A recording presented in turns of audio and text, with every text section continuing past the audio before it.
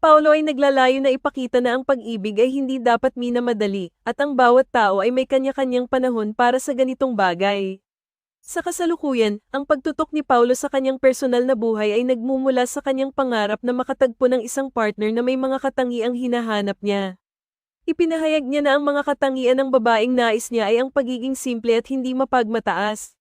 Sa kabila ng mga alingaw tungkol sa kanilang dalawa, mas pinili ni Paulo na maging maingat at huwag magmadali sa anumang bagay.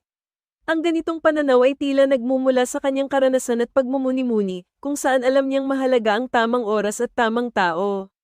Naniniwala siyang ang mga relasyon ay dapat na nakabatay sa matibay na pundasyon ng pagkakaintindihan at respeto, lalo na kung ang isa sa kanila ay bagong nakakaranas ng emosyonal na pagbabago.